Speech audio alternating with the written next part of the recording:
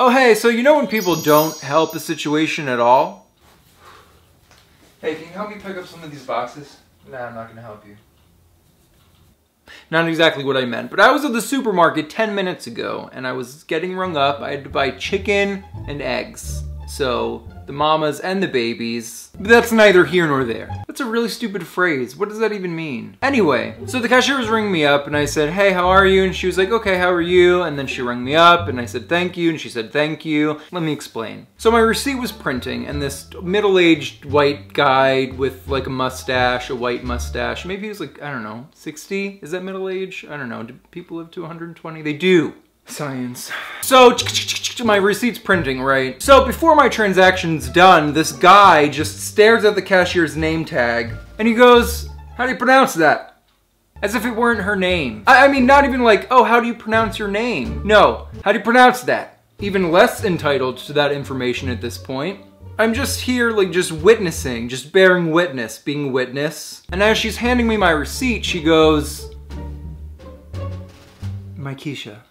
And so I'm just standing there for a second. I want to see how the rest of this plays out. So I'm looking at my receipt and it's not like I need to Harriet spy this thing. I know I bought 2 packs of chicken and a carton of eggs, but I wanted to be there. So the guy didn't just want to know how she pronounced her name. That's not, I mean, it wasn't just trivia. So he goes, you don't look too happy to be here, Keisha.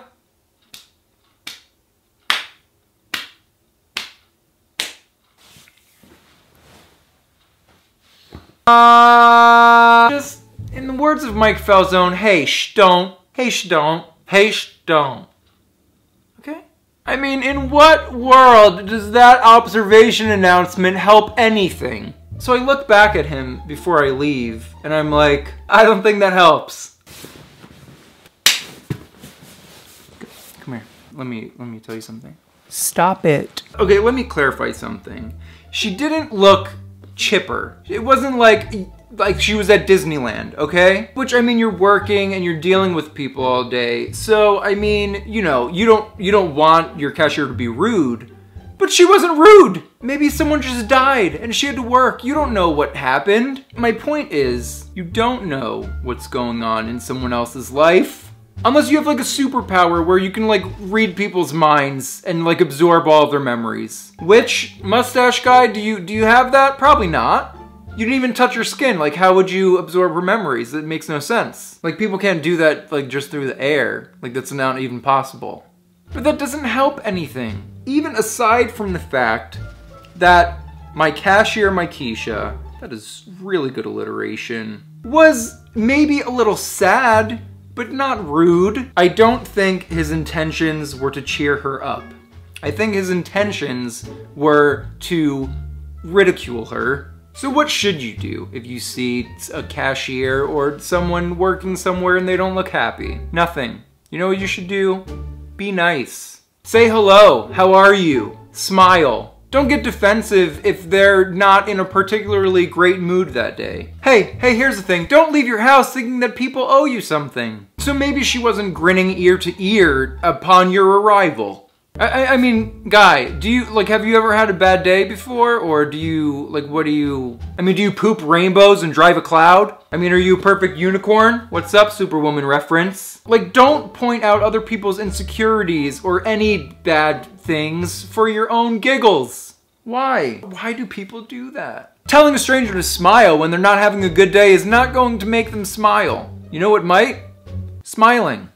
And not mentioning that they look like they're having a crappy day. How about that? How about let's not remind people of these things? This was a rant. So that's it. That's my story. Nothing happened after that. I mean, she just kind of smirked a little and then he glared and I walked away. I wish I stayed because I want to know what happened afterwards. Like, what was the interaction after I left? I hope I didn't make it worse, but I just wanted to let her know that I was on her side. So let me know what you think, if you've ever been in this situation before, and I will see you guys in a couple days, and I will also see you guys at VidCon, if you're going next month, and I will also see you guys at Vlogger Fair in August, which is in Seattle. So if you're in Seattle, or the Seattle area, or feel like going to Seattle on August 16th, I'll be there. Please come. And that's it. You may notice that I am not in my normal place, and that is because I'm in the process of moving. So I'm at my parents' for the next 2 weeks. Wow, my voice is leaving. I can hear it and feel it. And then I'm going to the Philippines for like a month-ish. And then when I come back, I will be driving across the country to move to LA. So lots of things are happening. If you're subscribed to my vlog channel, Still Soundly Awake, you're seeing like bits and pieces as time goes on. That's it. So I hope you liked this video. If you liked it, you can like it. I mean, click the button that says like with the thumbs up, this one. Did I say everything? I think I said everything. Bye. I mean, wow, there's a house phone here. Forgot those existed. The state of New Jersey is calling my parents. My parents' house.